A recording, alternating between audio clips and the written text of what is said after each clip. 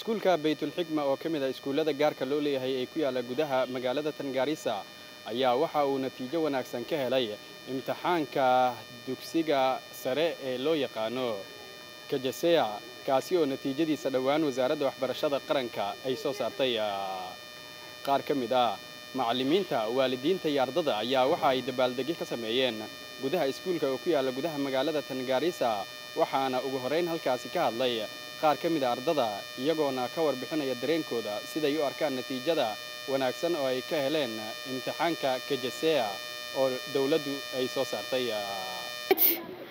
On behalf of the grade 9 learners of Baytul Hikma Integrated Academy, I stand here with deep pride and gratitude as we celebrate our outstanding performance in KJSEA exam. This success is not ours alone, but a reflection of unwavering support, guidance, and commitment shown by our education administration, led by our STEM school leadership, and every teacher who not forget our able dear parents who walk the journey with us.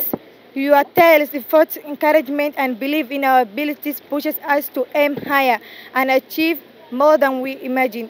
We the learners say a heartless thank you when we promise to carry forward the spirit of excellence that Baytul Hikma has instilled in us. Baytul Hikma Sukuzote. Ismail Abdulrazak, I've done my KJSEA exam. I only want the government to improve on quality of teachers. I've done my exam. I found the new system good. I would like to encourage the students on improving, hardworking, and following their dreams. qaar kamid ah waalidiinta ayaa waxay sidoo kale iyagana ka hadleen goobta waxayna u mahadceliyeen maamulka iyo macallimiinta iskuulka waxayna sheegeen in ay ku faraxsan yihiin natiijada wanaagsan oo ubadkooda ay ka heleen imtixaanka KJSEA.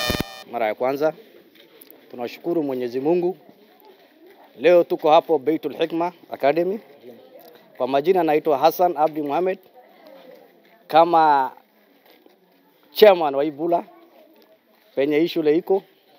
Tuko na furaha sana kuwa shule yetu imekuwa shule moja yao bora Kenya mzima. Na tunafurahi sana, tunapongeza walimu, wazazi na wanafunzi wote. Natuma ujumbe kwa Garissa County, wenye wanaishi Garissa County wote walete wanafunzi Baytul Hikma. magacayga aan ka bilaabay waxa la yiraahdaa Faan Cabdille waxaan ahay masaasi ka tirsan iskuulkan toka galaaska koowaad ilaa iyo sagaalaad oo hadda ii qalin jabisay ma sha Allah iskuulkeena Allah barakeeyo macallimiinta dhammaan maamulaha ma sha Allah waxaan loo dhameyn karin environment-kan haysano caruuraha meelaha ku ciyaaraan ma sha Allah waxaan dhameyn lahayn ilaahay noo barakeeyo Allah macbuudka macallimiin si saydo maadaama guriga iskuulkaba waa guri macallin iskuul macallin in loo sii saayideeyo oo horumar iyo wax kale lagu sii daraayo ayaan jecelahay aanan aaminsanahay insha Allah way inoo noqonaysaa sidaan filaysa marka iskuulka in result natiijada waan filay waayo waxaan ku filay iskuulka ninka la waa macallin dadka jooga waa dad ma sha Allah musamadooda aad u fiicneed oo heer ka gaaray maadaama dadaal badan ku baxay oo hami badan iyo mud badan la galiyay innaga iyo macallimiinta iyo masaasiga iyo dad kale dhamaantood ما شاء الله وان فيلا يسدنا. الحمد لله رب العالمين والعاقبة للمتقين ولا عدوان إلا على الظالمين وأشهد أن لا إله إلا الله وحده لا شريك له وأشهد أن محمدا عبده ورسوله أما بعد يا أيها الذين آمنوا اتقوا الله حق تقاته ولا تموتن إلا وأنتم مسلمون وحنا هلكن همبلي دراية اسكولك بيت الحكمة انتجريتد أكاديمي وما أنت نمبر 1 قال إله سبحانه وتعالى يا مهد إسكاله مركا والدينته يا أرضينا مهد يا وعلايا مركا من جد وجد ومن زرع جسدا marka ilmaha dhalinyarta way dadaaleen Ilaahay subhanahu wa ta'ala jaayizo wanaagsan ana uu siiyay kuwa waalidkooda iyo dalkooda anfacana Ilaahay subhanahu wa ta'ala ka dhigo billahi tawfiiq. Waxaa sidoo kale halkaasi ka hadlay maamulka iyo macallimiinta iskuulka iyagana waxay si lamid ah u mahadceliyeen wada shaqeynta ay la leeyihiin waalidiinta iyo macallimiinta iskuulkaasi. Assalamualaikum. My name is Aliya Harun. I'm the director of Baytul Hikma Integrated Academy. Today we are celebrating this joyous occasion. My students have passed.